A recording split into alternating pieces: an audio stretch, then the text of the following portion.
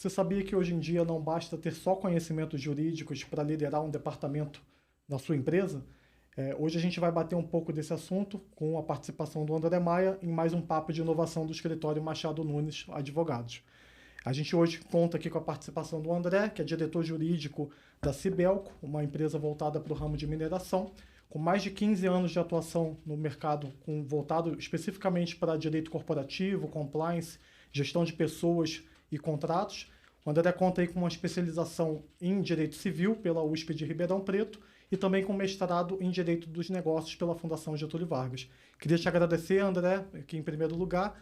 E também a gente conta aqui com a participação do sócio do Machado Nunes, direito corporativo, né, com bastante anos de casa já também, o Rafael Yunes também, que vai dar, né, o tom da conversa aqui junto comigo para a gente bater um pouco desse assunto.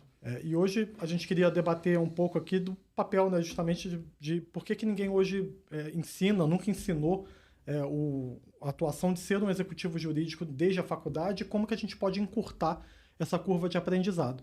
Para isso, né, passo aqui a palavra para o André, tanto para se apresentar, mas queria te agradecer aí pela participação. Eu que agradeço, obrigado ao Machado Nunes pela oportunidade de estar aqui batendo esse papo e debatendo sobre um assunto que de fato é muito importante, porque a gente é comum, o Brasil ele é reconhecido um país de litígio. Então o jovem entra na faculdade, e isso acho que todas as faculdades talvez, aqui eu vou puxar um pouco a sardinha para a GV, minha escola do mestrado aí, que acho que é a única que é realmente diferente, que tem essa visão mais voltada para negócio. Mas ensina o pessoal a ser advogado, a ir para serviço público, e quando existe o mercado dentro das empresas, nos departamentos jurídicos, a pessoa, como você disse, tem uma longa curva de aprendizado. Então acho que vai ser legal a gente debater aqui em como a gente pode encurtar isso. André, conta um pouco da tua experiência, mostrando aqui, né, para validar ali o teu mundo na carreira corporativa, sempre como executivo do jurídico. Conta um pouquinho a tua história e aonde a falta de ensino especializado te prejudicou ao longo dessa carreira. A minha carreira, acho que para começar, não é uma carreira linear do ponto de vista jurídico, não é a minha primeira formação. Eu fiz uma outra faculdade antes. Eu sou dentista também e cheguei a trabalhar como dentista e me desencantei com a profissão.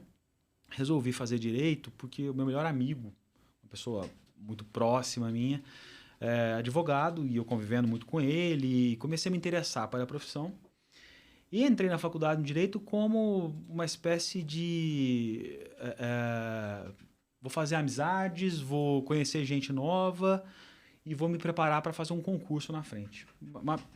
Pensando no formação tradicional, né? E no desgosto que eu estava tendo com a minha primeira profissão. Então, o direito para mim naquele momento era muito mais uma preparação para concurso. Porque a maioria dos concursos cai direito administrativo, cai constitucional, então eu vou sair na frente daqueles que não estão, e eu estava com tempo ali vago, vamos dizer assim, para poder estudar. Gosto de estudar. E resolvi fazer. E no primeiro ano eu me apaixonei pela profissão. No primeiro ano eu falei, não é só isso, não é só concurso, não é só um hobby, vamos dizer assim, é realmente a profissão que eu quero seguir. E continuei ainda num período trabalhando como dentista para poder fazer dinheiro, para poder pagar a faculdade. Tinha uma dupla carreira ali. Até que eu entrei na Elibras, na subsidiária da Airbus aqui no Brasil, subsidiária de fabricante de helicópteros, que é na minha cidade, em Itajubá, no sul de Minas. E entrei como, na época, estagiário, e depois, logo em 6 meses, eu fui contratado como assistente jurídico. Terminei a faculdade, passei na OAB, virei advogado.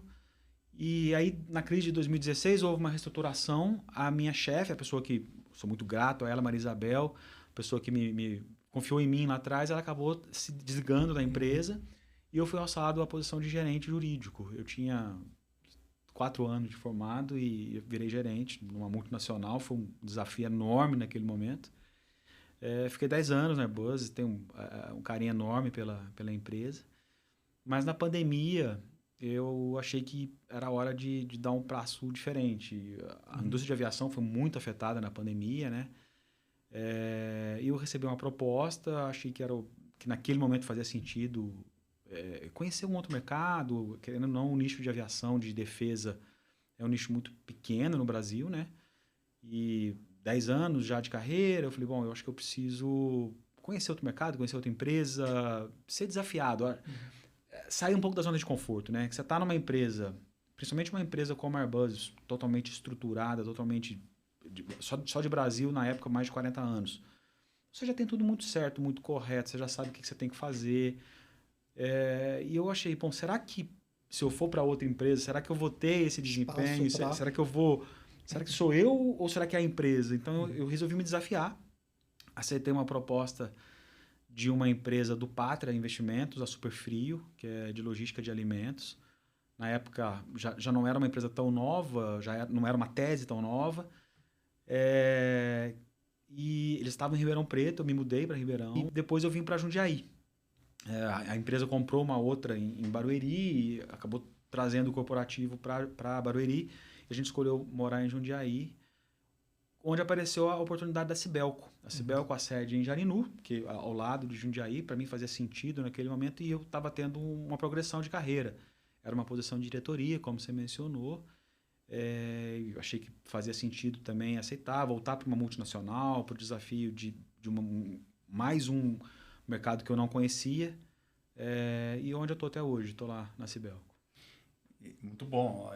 Parabéns pela trajetória de sucesso, né? Que Obrigado. Continue assim. Obrigado. Mas aí você se depara com a realidade como executivo jurídico, né? Dentro de uma empresa. Aí você olha e fala, realidade da faculdade com a realidade né, profissional não se coadunam. Como é que você se sentiu? Naquele momento você viu que a faculdade realmente não serviu para tanta coisa ou serviu? Qual que era a deficiência maior que você sentiu na parte de estudo nesse momento ali? Assumindo a gerência, vamos dizer assim, a partir da gerência Vamos lá. Jurídica.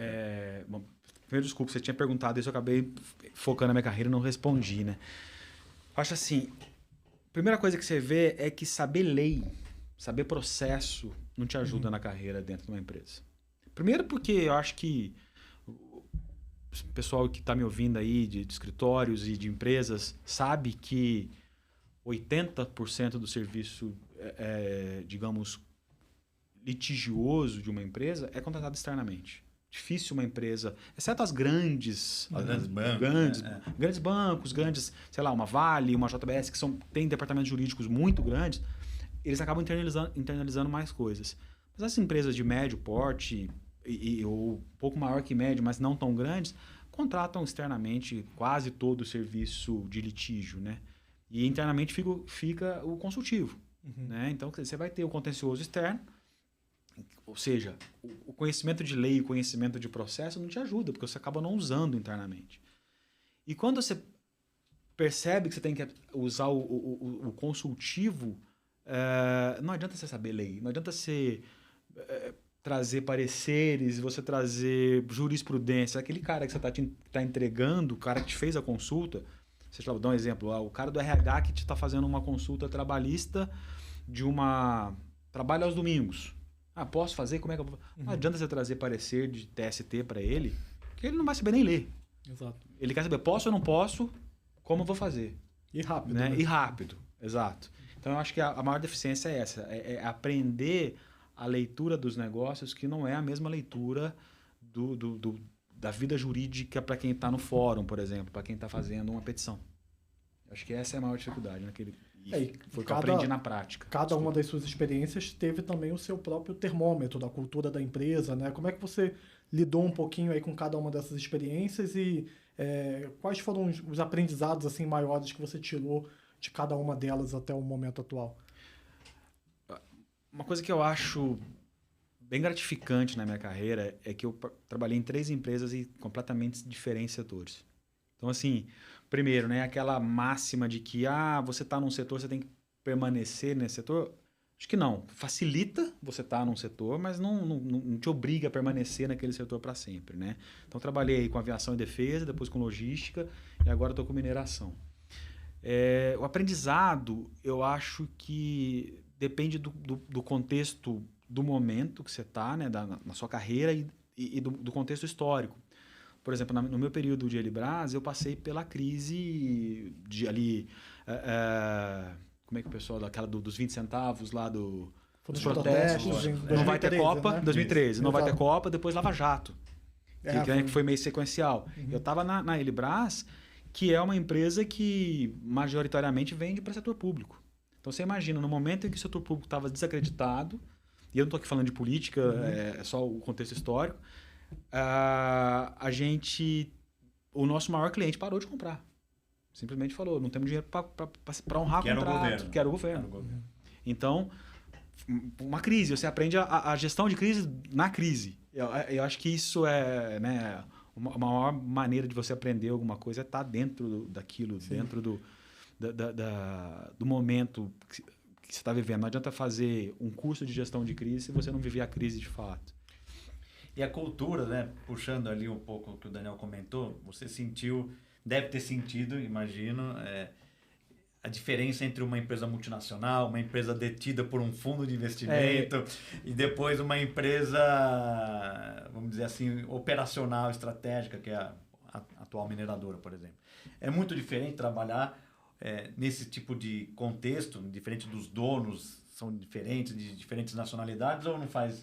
Completamente. E aí, né, dando sequência, quer dizer, eu saí dessa situação da Elibras e fui para a Superfrio, como você falou, uma empresa private equity, tudo é tirar o dinheiro da mesa, vamos deixar tudo o máximo redondinho para poder preparar para a venda. A razão do negócio é essa, né? Então, quer dizer, você constrói uma empresa tentando deixá-la o mais perfeita possível para poder vendê-la no futuro. Isso é também um aprendizado, uma coisa, né? Eu vinha de uma empresa que já era estruturada. Na Superfrio estava ajudando a estruturar. Né? Então, uma nova... Você teve todo esse espaço. Todo espaço. E como você falou, diferente de quem vem de uma multinacional, onde você recebe mais ou menos tudo pronto para poder tropicalizar e colocar em prática no Brasil. Não, lá você tem que fazer. Então, isso foi muito diferente. E agora a volta para a Cibelco é interessante, porque é uma empresa de 150 anos, muito perene, já passou por inúmeras crises, como qualquer outra empresa, mas é uma empresa que se reinventa a cada momento. E é legal, a gente também está num momento de mudança no Brasil, de crescimento. Ela já foi muito grande na América do Sul, encolheu um pouco devido a situações de reposicionamento de negócio, e hoje a gente está voltando para ser mais core, para ficar mais próximo do negócio da matriz. E queria até te perguntar também, André, a gente comentou aqui um pouco falando de crises, né, enfim, momentos diferentes.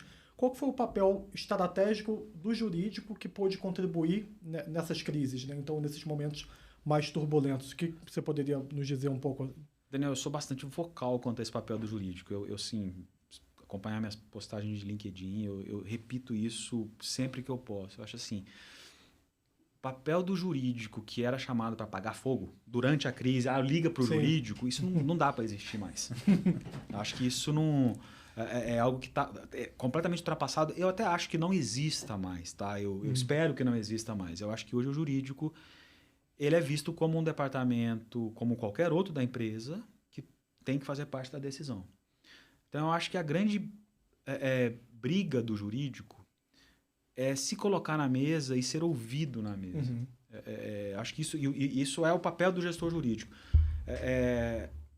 Quando, sei lá, estruturou um negócio e chama o jurídico para validar depois que a estrutura, depois que o plano está feito, você corre um risco enorme do jurídico falar, não, assim não para em pé.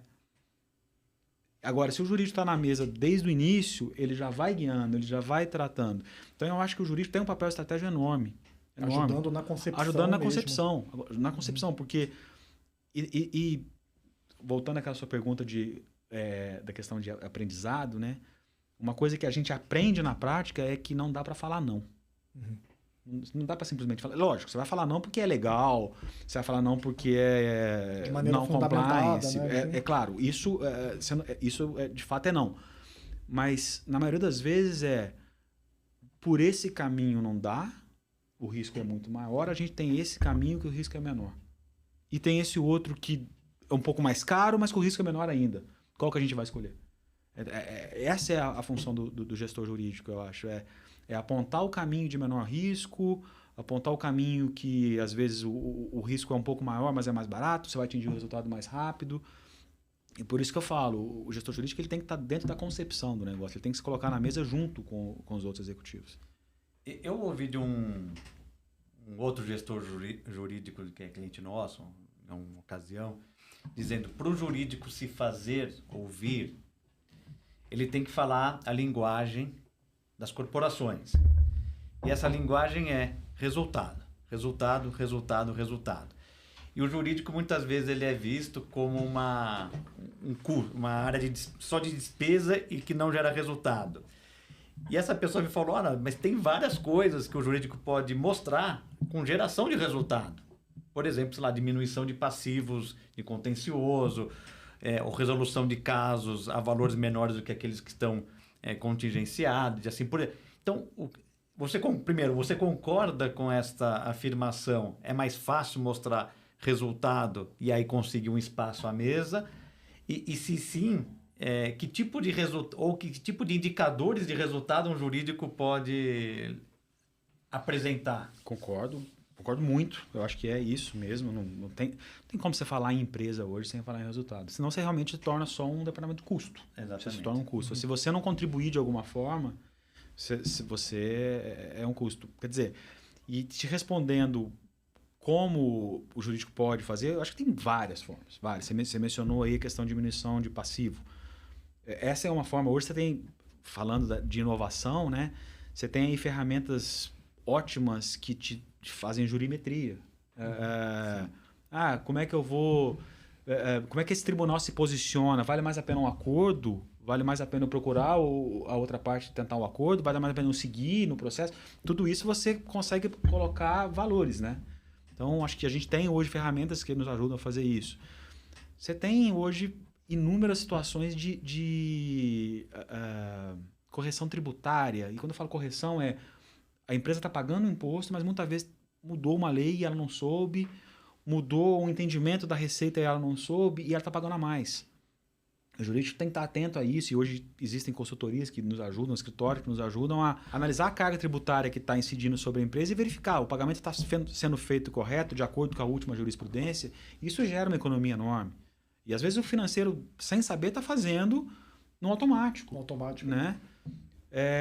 Uma outra coisa que eu acho que o jurídico pode contribuir, e aí trazendo um pouco da minha vivência na época de Elibras, não é o que eu faço hoje, mas licitação pública. O jurídico ele consegue, às vezes, numa licitação, desqualificar um concorrente porque o concorrente tem lá um problema na procuração. E aí você faz a empresa ser vencedora do certame e ganhar aquele contrato. Então você tem muitas situações... Isso é totalmente estratégico. Totalmente estratégico, exatamente. Você levantar algo ali no meio de tanta documentação, conseguir encontrar, às vezes, um detalhe mínimo que faz vencer o certame. E até, voltando um pouquinho aqui atrás também, André, queria te perguntar, né, a gente falou aqui de várias questões práticas, enfim, do dia a dia ali de um diretor jurídico, do departamento jurídico, e queria que você fizesse um paralelo do que a faculdade hoje fica devendo também com relação às qualificações práticas, técnicas que hoje o mercado exige, né? Então, a gente contou de vários casos aqui práticos, né? E o que hoje ficaria faltando aí nessa formação jurídica? Então, a primeira coisa que eu acho é treinar não só para o litígio, mas para a conciliação. Eu acho que isso já está acontecendo, as faculdades estão cada vez mais indo para esse caminho, até porque o judiciário está indo por esse caminho. Então, eu acho que isso já está acontecendo um pouco, essa coisa de negociar. Então, falando de formação técnica, negociação mesmo, aula de negociação. Que quase poucas faculdades têm, né? Eu acho que... Eu não tive. Uma ou outra, eu conheço duas aqui, só em São Paulo que fazem, o resto não faz. E negociação, gente, não é só sentar na mesa e marcar a sua posição, né? São técnicas. São técnicas, exatamente. Sim, então, técnica pra isso. Negociação eu acho que é uma coisa. Conhecimento financeiro, né? A gente tem aí o pessoal do financeiro, contabilidade é a linguagem dos negócios. É lógico, você não vai ter uma formação de contabilidade, o curso é outro. Precisa fazer o razão, né? Não é mas isso, tem que mas saber ler saber uma demonstração ler, saber financeira. entender, exatamente. Eu acho que isso é primordial, até porque você está, como eu falei, você está se posicionar na mesa de decisão de negócio. Se você não entender o que o pessoal está falando, não adianta você estar lá. Então você tem que, no mínimo, entender o que eles estão falando. Você não consegue nem dar sua opinião, né? Exatamente. Então, financeiro... Uma coisa que hoje já é mais clichê, mas eu acho que ainda para o jurídico, talvez não aqui em São Paulo, não nas maiores cidades, mas para quem está mais no interior, inglês.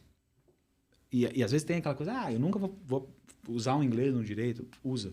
Você acaba usando, você acaba tendo uma oportunidade numa empresa multinacional. Então, e fora consultar fontes, né? Hoje, sim, no exterior. Sim. Então, acho que é meio clichê falar de inglês hoje, eu acho que até... Não cabe, né, no mundo que a gente vive. Mas cabe. Essa mesma pessoa, ela falou assim, em vez de você sair da faculdade e fazer uma pós-graduação imediatamente, que você não tem pouquíssima experiência de negócio, de carreira, vai fazer inglês. Vai te dar muito mais resultado a curto prazo do que a pós-graduação. É interessante isso. E vai ser meio estranho que eu vou falar, mas português. Por quê? Piorou. Por quê?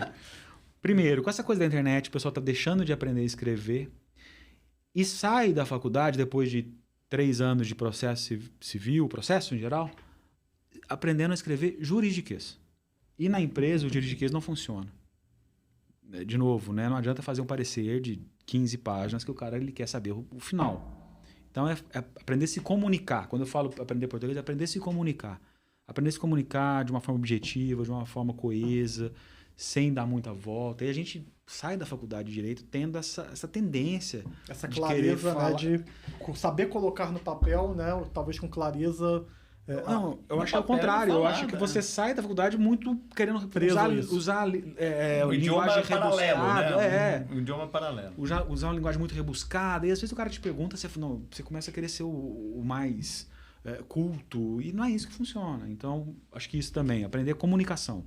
A gente está falando bastante de comunicação e até uma próxima pergunta que eu teria aqui também, para que a gente colocar na mesa para discutir, é essa comunicação também com as demais áreas da própria empresa, né? Então, hoje, como é que você vê isso? Como é que é a sua experiência, tanto do passado quanto de hoje em dia, com conversar com o RH, departamento de marketing? Daniel, eu diria que aí tem uma questão, uma soft skill chave, que é a humildade, sabe? É sentar na hora que você fala, eu não sei.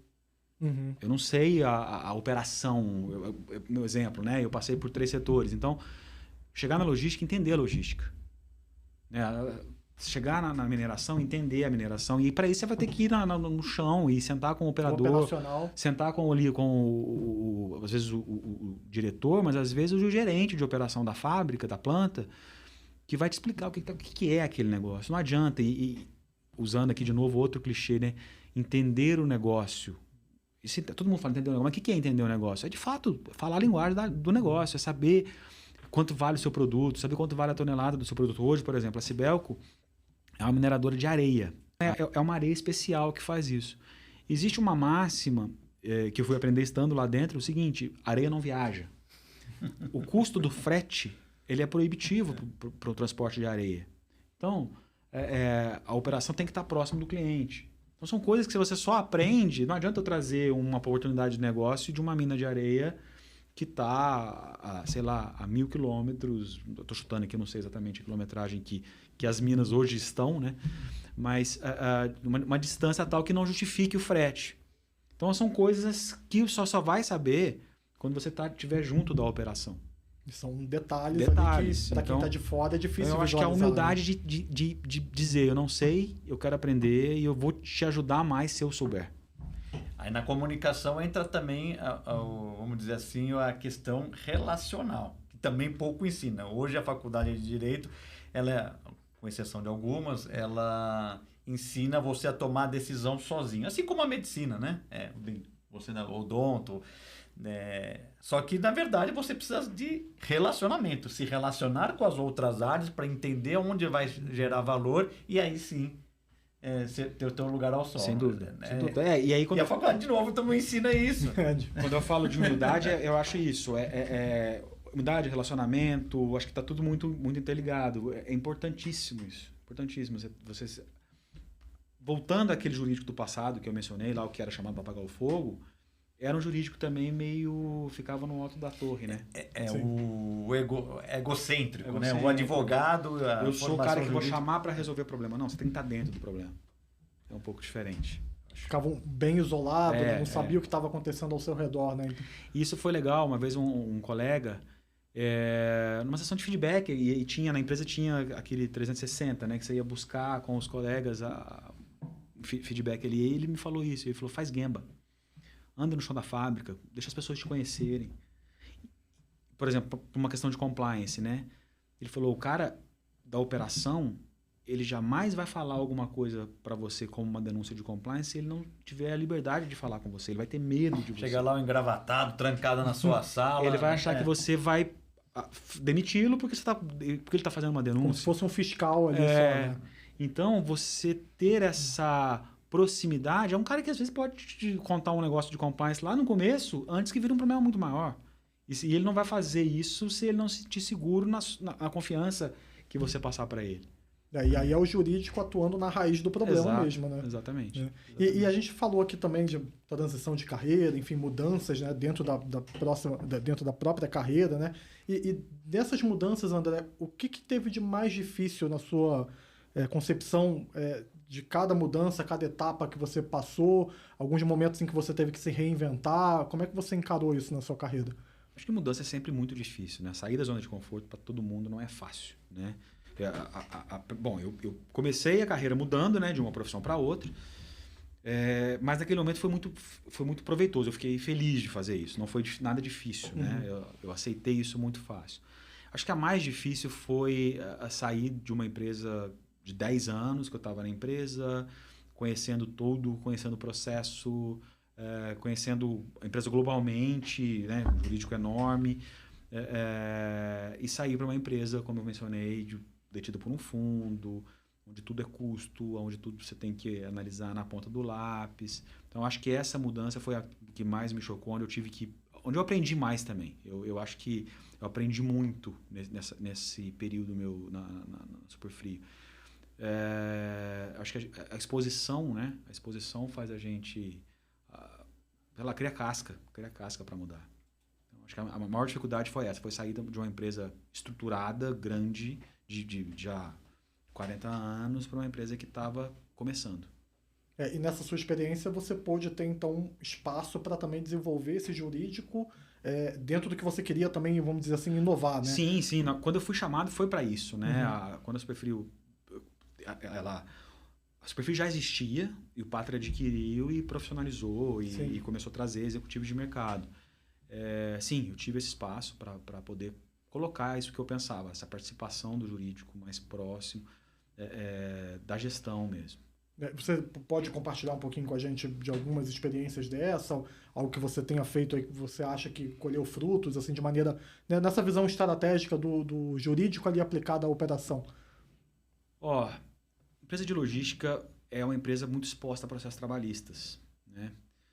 E uma coisa que a gente fez foi analisar, isso foi muito bacana, foi com o escritório de vocês, uma outra advogada à época, mas foi um negócio muito bacana, que foi olhar todos os processos que a gente tinha, todos mesmo, e verificar quais eram os maiores ofensores dos processos trabalhistas. Então eu tinha na unidade X... hora extra em demasia. Na unidade Y, desvio de função e por aí vai. E aí a gente ia no gestor e educava o gestor. Então você faz um trabalho de diminuição de passivo na base. Então você fez tipo uma jurimetria. Uma jurimetria numa época que não se falava das raízes dos problemas mais recorrentes. Exatamente, não se falava em jurimetria. Essa palavra não existia, né? Ou pode ser que existia, eu nunca tinha ouvido falar. Mas foi muito legal, foi a maneira como a gente se posicionou do tipo, a gente precisa diminuir o número de passivo para diminuir provisão. Voltando a que você mencionou de trazer resultado. Né? Resultado na veia. Exatamente. Que era então o que eu ia te perguntar. Como diminui, é mais resultado ali. E como é que foi a demonstração disso, né, na prática ali com o restante da empresa? Foi muito legal. A gente... E ato sequente a isso foi fazer uma revisão de provisões. Na sequência, a gente já foi fazer uma revisão de provisão, conseguimos reverter um valor enorme à época também, porque há parâmetros. O que é remoto, o que é possível, o que é provável. Porque a gente recebia dos escritórios, tá bom, mas o que é isso? Quando a gente vai provisionar? O escritório vai ajudar a gente a entender. Então, sentar com todos, e aí, de novo, a parceria com o escritório, né? Que eu mencionei, que o jurídico interno, ele não tem que entender do litígio. O escritório vai me ajudar a entender isso, vai me ajudar a precificar isso. Então, uma outra coisa bem legal também, foi na sequência. E entregando o que a empresa precisava naquele momento, que era resultado. Não, muito interessante. E uma dúvida até pessoal minha também, das suas especializações, do mestrado também, o que isso te ajudou a compor nessas soluções? Como é que você conseguiu tirar isso um pouco do lado da academia para trazer aí para a realidade também na sua atuação? Eu sou um cara que gosta de estudar, sempre gostei. Então, o fato de eu ter ido para Ribeirão, a Superfree na época a sede era em Ribeirão, e eu decidi lá, tem um campus da USP lá, Faculdade de Direito reconhecida, eu falei, vou procurar um curso para fazer, e entendi que naquele momento o curso que eu fiz, a especialização em Direito Civil, foco em contratos, era um curso que me agregaria justamente por isso. Foco em contratos. Eu estava entrando numa empresa nova de logística de alimentos que atendia os maiores players do agro e da região de Ribeirão Preto. E com contratos, às vezes, vão dizer até leoninos, para o lado da empresa. Porque a grande empresa, a logística, como eu mencionei a questão da areia, a logística, ela é custo, né? Então, as empresas colocam contratos ali em que a empresa de logística ela é muito responsabilizada por qualquer problema. E a gente tinha que tentar driblar isso ou tentar mostrar para a empresa que a operação necessitava de algumas coisas. Foi fundamental as negociações. Sim, então entender mais de contrato, entender detalhes de contratuais era bastante interessante para aquele momento. Eu percebi isso, estava lá, vivi em Ribeirão, falei, vou fazer esse curso. Já o mestrado da GV era um sonho, desde muito tempo, fazer mestrado, mas eu tinha uma veia acadêmica, eu sou filho de professor, então eu tenho ainda uma veia acadêmica. Só que eu falava, putz, eu não consigo hoje parar para fazer um mestrado acadêmico, de dedicação ali total, como é um mestrado acadêmico. Quando eu vi a proposta da GV, do mestrado profissional e voltado para negócios, né, que é um mestrado realmente mudou a minha visão e eu ali conheci gente espetacular do mundo do direito.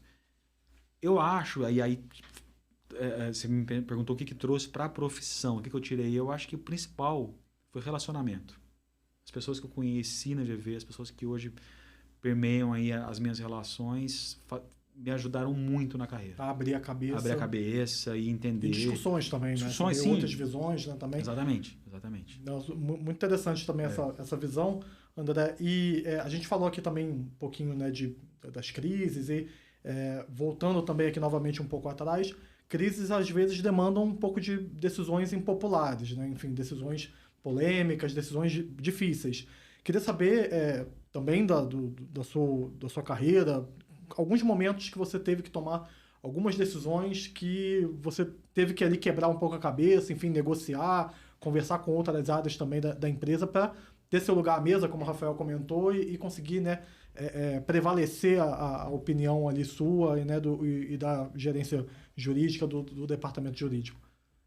Essa eu acho que é a maior dificuldade do gestor, de uma forma geral, mas do gestor jurídico, é a decisão impopular. A decisão, de uma forma geral, é difícil de ser tomada. Sempre tomar decisão, liderar não é uma coisa simples. Até não decidir é uma decisão, né? Então, uma vez me disseram, cada decisão é uma renúncia. É real. Não dá para abraçar. Não tem como, né? É real. A decisão, de uma forma geral, é muito difícil. A decisão impopular, e aqui eu acho que é uma vantagem para o jurídico, é mais fácil você tomar uma decisão impopular quando você fala quando você apresenta o risco fundamentado, aquilo que a gente mencionou. Você não pode fazer isso em razão disso, ou trazendo uma questão de compliance. A gente vai ter que suspender, demitir essa pessoa porque o que ela fez é imperdoável do ponto de vista de compliance. Então, você tem um fundamento que te ajuda mais na decisão popular. Eu acho que é muito mais difícil, por exemplo, a decisão de um CEO que fala a gente vai ter que demitir porque o negócio não vendeu, não performou como a gente achou que fosse performar. No jurídico, eu acho que a situação é mais fática. Você tem ali, aconteceu isso, eu tenho um problema legal aqui e a gente vai ter que tomar essa decisão. A gente vai ter que interromper o negócio porque tem um problema ambiental. Dando um exemplo agora da mineração, que é algo bastante comum. Então, eu acho que para o jurídico alguma coisa tinha que ser bom, né?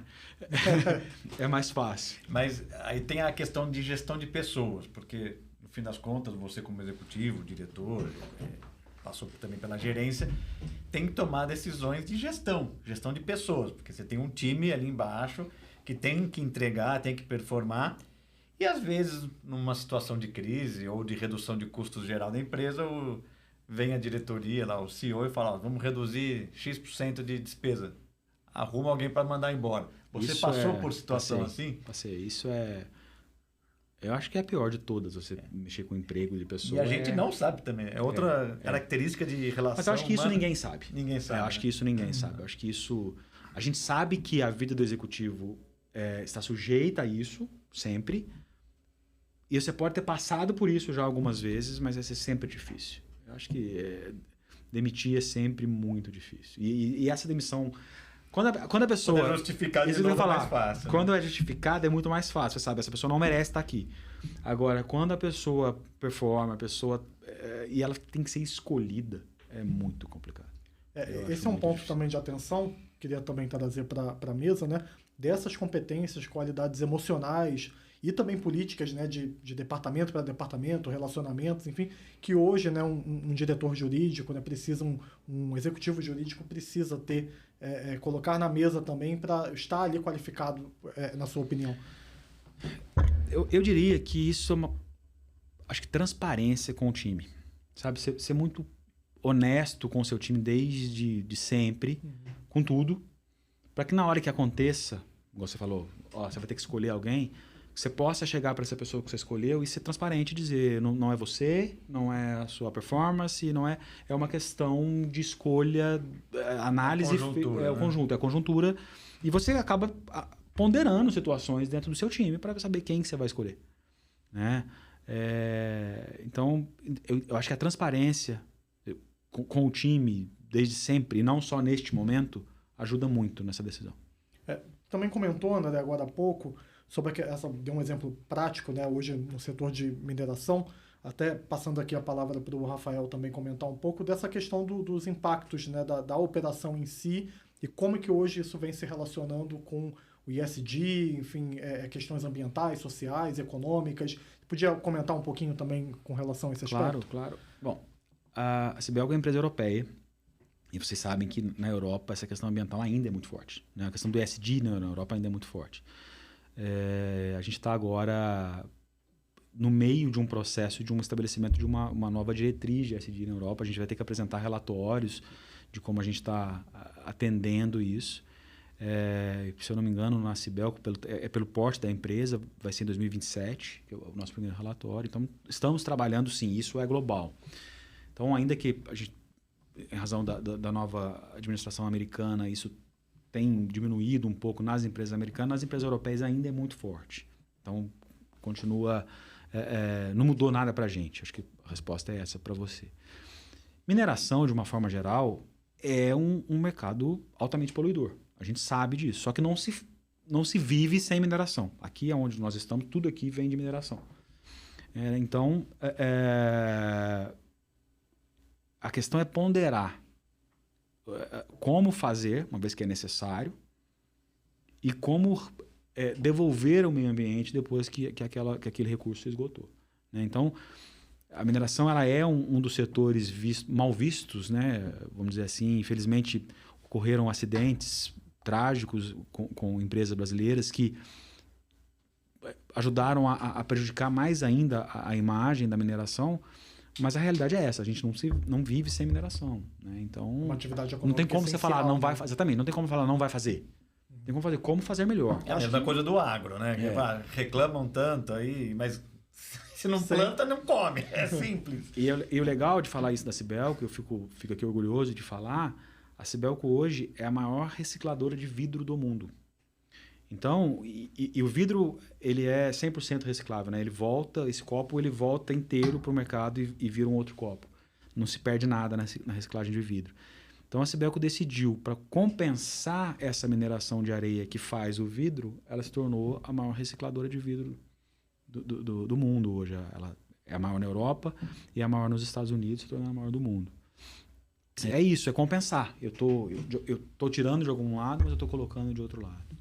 E dar publicidade a isso, né? Enfim, fazer as pessoas conhecerem esses aspectos. Porque, como a gente comentou aqui agora há pouco, né? Uma atividade econômica essencial. As pessoas mal sabem, às vezes, que dependem disso, né?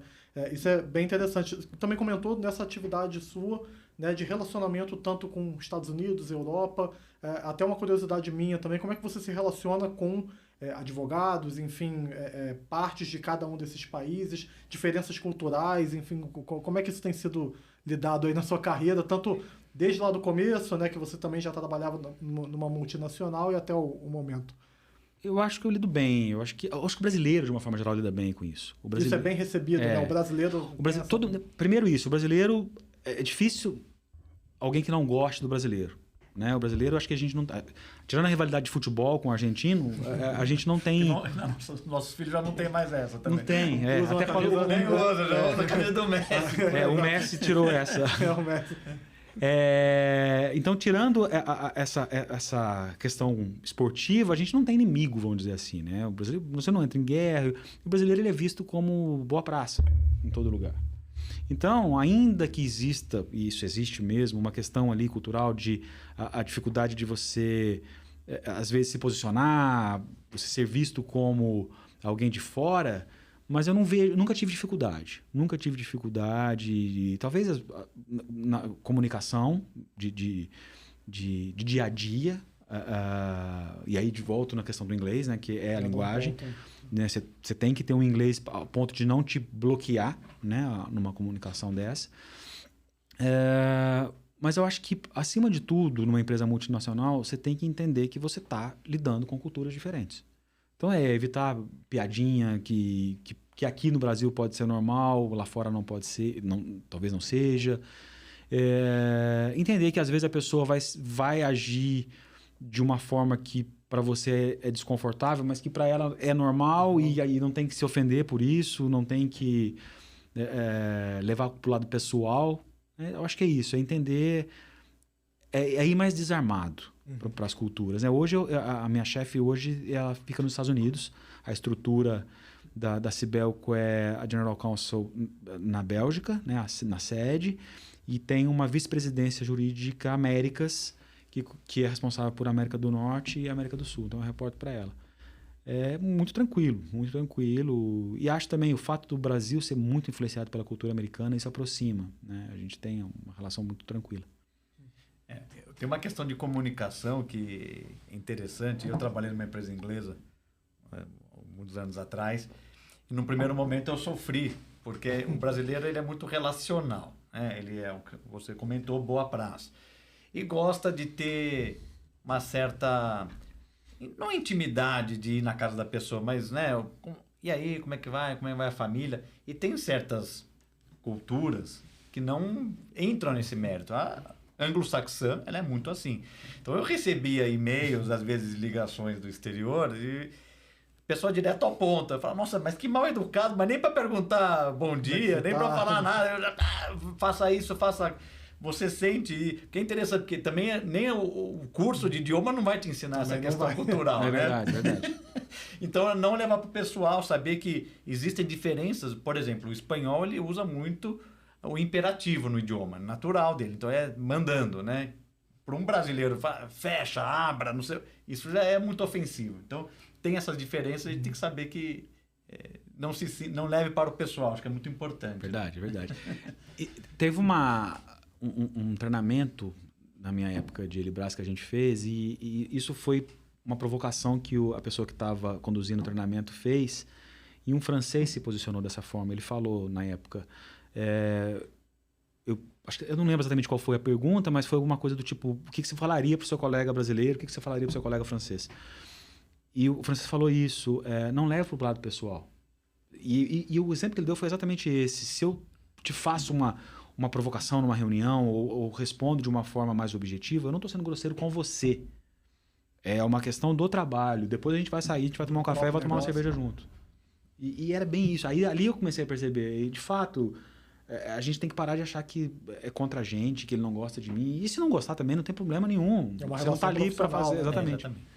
Não, são essas soft skills aqui que a faculdade está longe de... E o nenhuma faculdade, eu acho que isso é no dia a dia, né? No dia a dia, exatamente. Isso é maturidade, né? Maturidade. Sem dúvida. E a gente passando por tudo isso, né? Falou um pouco desde o início da sua carreira, sua qualificação também.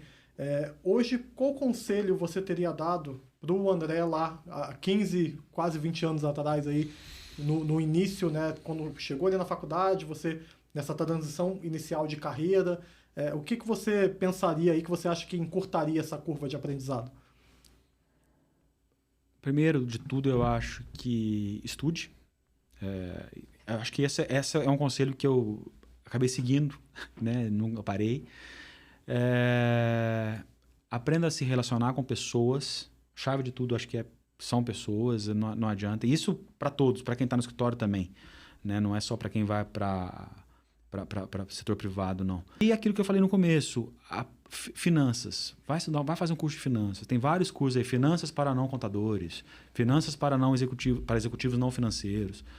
Vai estudar, vai aprender a linguagem dos negócios, vai entender o que é um balanço, vai entender o que é uma demonstração financeira, vai entender o que é EBITDA, porque são palavras que vai estar no dia a dia. As pessoas vão falar e vão falar de uma forma sem te explicar. Se você não entender, você vai demorar para conseguir sentar na mesa.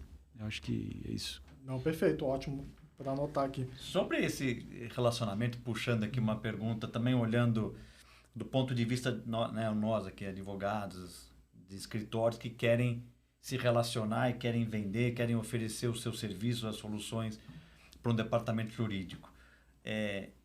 O que não fazer para tentar vender os serviços a um departamento jurídico, um advogado externo?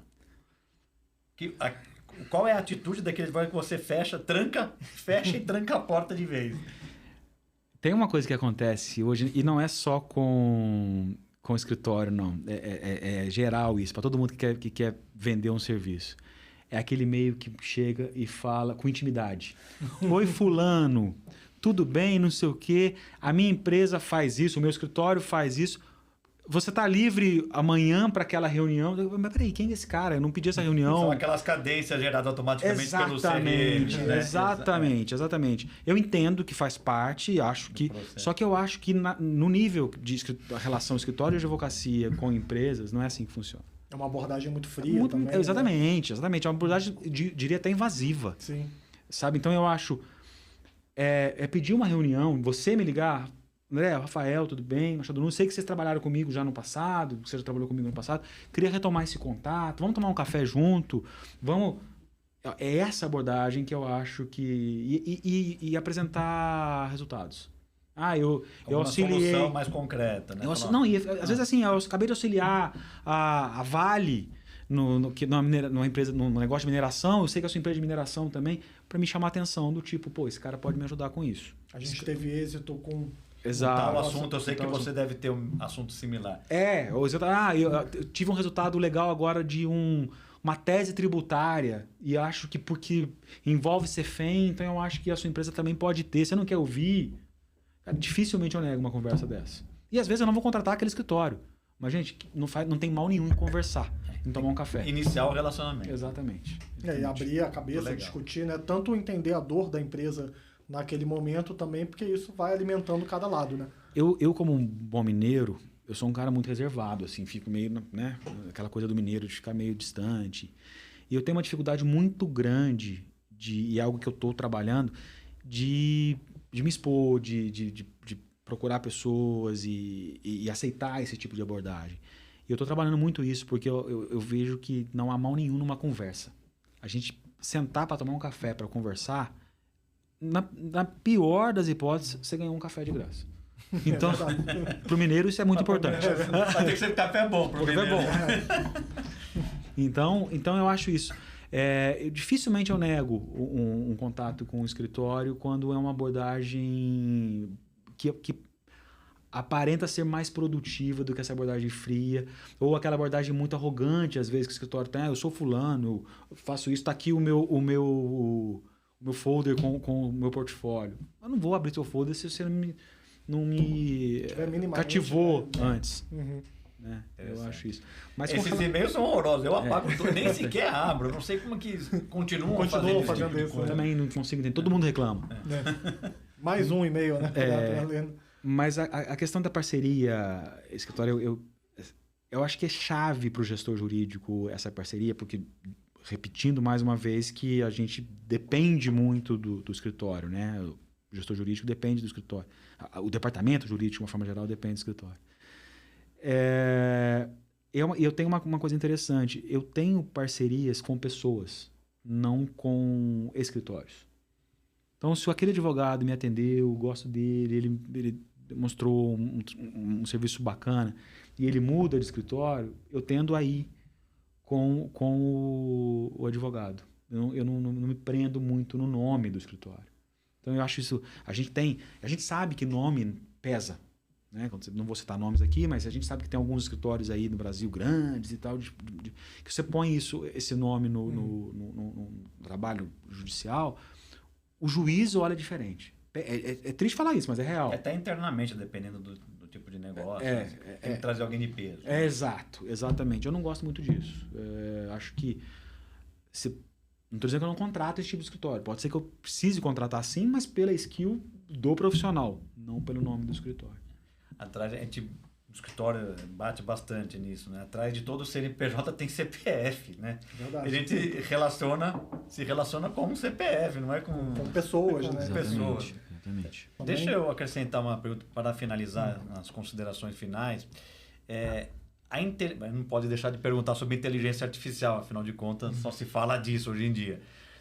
A inteligência artificial está entrando em peso na advocacia, também imagino nos departamentos jurídicos. Ela vai dificultar ou inibir, na tua visão, a carreira dos advogados iniciantes? É triste falar, mas eu acho que sim. Eu acho que sim. Porque esses trabalhos técnicos estão sendo desenvolvidos automaticamente pelas inteligências artificiais. Com retorno. E aí, se você não tem essas outras coisas, né? Voltando na pergunta do conselho, né? Outro conselho é esse. Aprenda a usar inteligência artificial. Hoje em dia, eu tenho ouvido isso em podcasts, em entrevistas de pessoas dizendo o seguinte: a inteligência artificial não vai substituir profissões, não vai substituir o advogado, mas ela vai substituir aquele profissional que não sabe usar a inteligência artificial. Quer dizer, o profissional que sabe usar vai substituir o profissional que não sabe usar. É mais eficiente, né? Em algumas coisas. Mas eu acho que, como você mencionou, o iniciante ele vai sofrer um pouco mais. Ele vai ter que ser uma pessoa cada vez mais desenvolvida no uso da tecnologia para poder ganhar espaço. Porque você vai substituir, 3 estagiários por um que sabe usar. Sim, aquela pessoa que domina, né? Que domina, que sabe dar o comando, que sabe colocar... Que tenha outras habilidades exatamente. Que a inteligência não faz. Acho que de início, né? A gente colocando esse assunto na conversa, acho que de início havia uma certa resistência, talvez aí do setor jurídico, a usar, mas hoje está cada vez mais comum. Existia a questão de medo de confidencialidade. A gente lida com dados confidenciais o tempo todo. Só que hoje já conseguiu... Né? Você tem hoje inteligências artificiais em ambiente interno, seguro, que você pode colocar um contrato para ele te analisar. Segregar essa informação, né? Enfim, e evitar qualquer tipo de exposição indevida dessas informações. Eu acho que é impossível hoje você pensar em qualquer empresa, qualquer profissão que não faça uso de inteligência artificial. Não, muito bom, André, saber da sua realidade, né? Então, para a gente finalizar aqui, eu ouvi de você esses últimos conselhos, né? Recomendações que você tem aí, de repente, de livro, e como que você consegue também conciliar, né? Hoje você fez tanta coisa, ainda continua fazendo. Como que você consegue conciliar tanto a sua vida pessoal com pai de a profissional? Gêmeos, né? Pai de gêmeos, né? Então, que são crianças ainda, né? Bem novinhos ainda também. A minha esposa tem uma frase que ela usa que... Minha esposa estuda medicina, para completar. E ela, às vezes as pessoas perguntam para ela, como é que você dá conta? Ela fala assim, mas o que é dar conta? Depende, né? Exatamente, a gente está aí, a gente está fazendo, a gente está... Acho que estamos criando boas crianças, então, falando deles, né? Não é um peso. Não é um peso. A família nunca é um peso. Eu acho que a família, na verdade, é válvula de escape, é onde a gente reconecta com o que a gente é. Recomendações, podcasts. Tem o Direito de Resposta do Shapiro, que eu acho sensacional. Já escutei, bem legal. É muito legal. Eu acho que ele traz ali profissionais que têm muito a contribuir, e de todos os setores. Você tem ali setor público, você tem pessoal de escritório, você tem pessoal de empresa, você tem não advogados. Ele entrevistou recentemente. Então, verdade, ele entrevistou muito bom, o Temer. Então, podcast, eu acho que esse tem aquele 11 Supremos para quem está mais voltado para a área acadêmica, constitucional, é bem legal. Se eu não me engano é do Jota, esse eu acho que é vinculado ao Jota, mas conta da dinâmica ali do Supremo, né? Hoje ele estava o dono do podcast, ele está fazendo um LLM, então ele trouxe bastante coisa a respeito de quem vai para o exterior estudar. Então é outro que eu recomendo. Tem um que eu acho que hoje é o meu preferido, chama The Legal Department, é uma General Counsel de uma empresa de saúde americana e ela entrevista pessoas do mundo jurídico interno. É inglês, tem que ter um nível legal de inglês para entender, mas eu acho excelente, inclusive, para treinar inglês, porque é um... Tem um inglês técnico, né? E é um inglês, é bem falado, e a gente acaba tendo exposição a esse inglês de negócios, jurídicos e tal. Então, eu acho bem legal. E de livros, cara, eu vou citar um que eu tô lendo agora, The Invisible Network. É de um cara que é um advogado, mas ele não exerce, hoje ele é mais nessa área de treinamento, de RH. E ele fala essa rede de contatos invisível que a gente tem. Que ele, assim, resumindo, né, o que ele diz. Não adianta você ligar para o cara que você conhece há 10 anos para pedir um emprego, quando você sabe que a empresa dele está contratando, depois de 10 anos sem conversar com esse cara. Network é um negócio que você faz dia a dia. É regar a planta. É regar a planta. Ser cultivado, né? E por isso que ele chama de a rede invisível, né? É muito bacana toques que ele dá. E é um livro gostoso de ler, mas é muito legal ver assim, exercícios diários que você pode fazer e mandar um e-mail. São Fulano, pequenas tudo coisas, bem? né? Eu lembrei daquela reunião que a gente teve aqui e não é esperando resposta. É só para manter a rede aberta. Eu achei esse livro muito legal. Não, excelente, André. Boas dicas. Eu só sei que seus filhos vão ter que estudar, porque você aí, direito, odonto, esposa também com medicina, acho que não vai ter muito escapatória. E ela é engenheira também. Então, lá em casa a gente gosta. Todas as melhores profissões dentro de casa. A gente gosta de fazer tudo de dois, inclusive filho. Obrigado aí pela sua participação, foi ótima a conversa. O Rafael também, sempre excelente aqui também nos pontos aqui que a gente destaca. Te agradecer pela participação, foi muito bom. A gente fica aqui em aberto também para novos convites também. E te dar a palavra aí para finalizar, enfim, fica à vontade. Eu agradeço muito a oportunidade de estar com vocês aqui, papo gostoso.